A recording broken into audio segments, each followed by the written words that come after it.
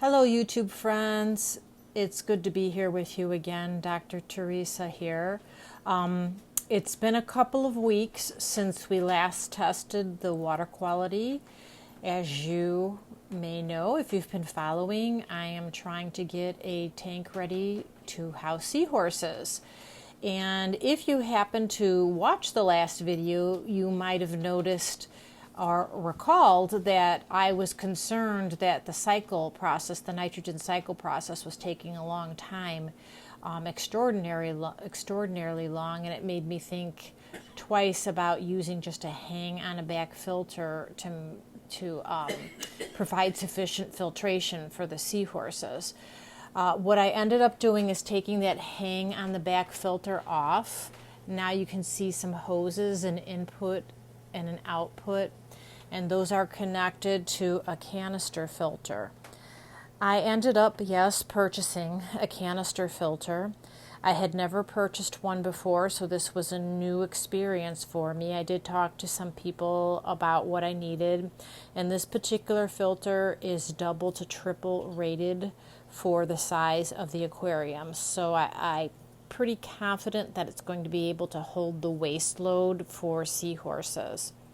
So I thought we were really going to be ready this week to start ordering the seahorses, but we're not quite there.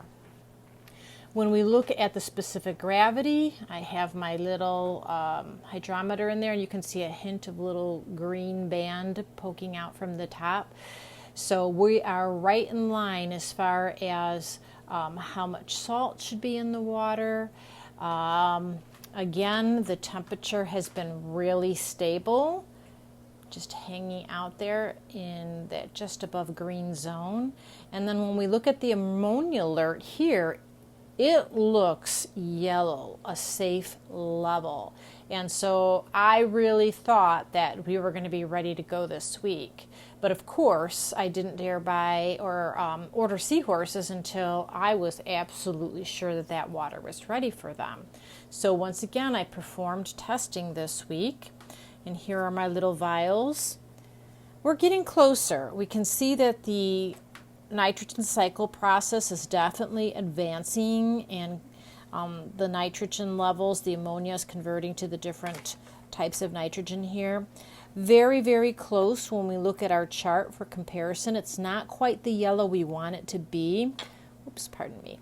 It is very close though. It looks like it's matching 25 parts per million. Very close. So that's a low level. Technically, it might be safe, but I wouldn't want to take the chance. But with such a low level, I decided to go ahead and check the other parameters. And wow, am I glad I did, because here is the measurement for the nitrite, which would be the next phase of what the ammonia is converted into, and it looks off the charts to me.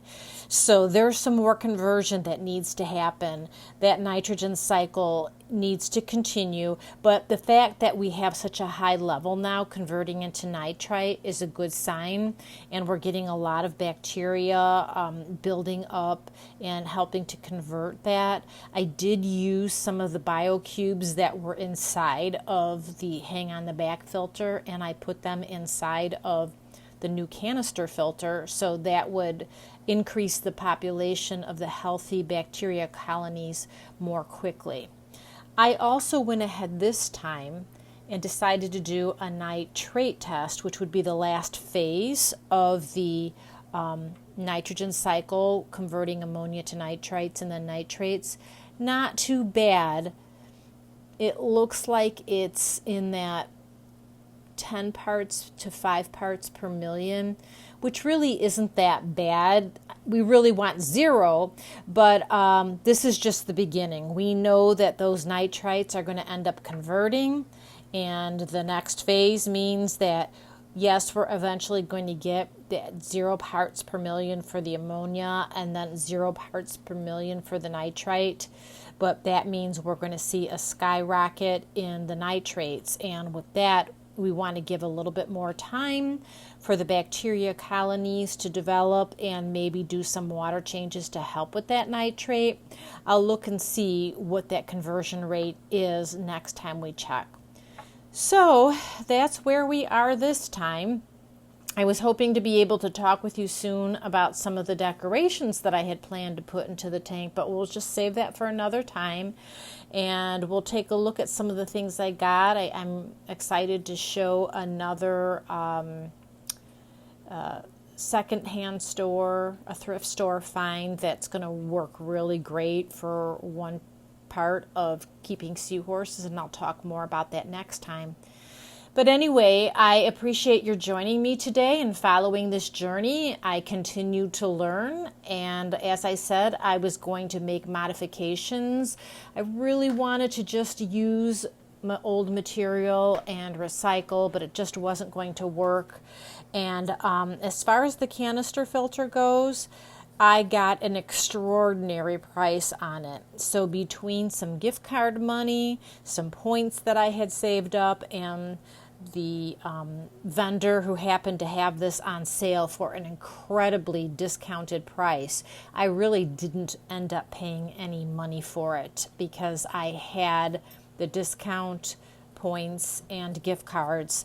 I know not all of you are going to be in that same situation, but I still consider a win that I really didn't spend any extra of, I guess I would call, my own money to get that. So we're definitely getting closer. I'm getting excited, and I'm sure you're probably waiting for the seahorses too, but we are almost there. Thank you, and see you next time.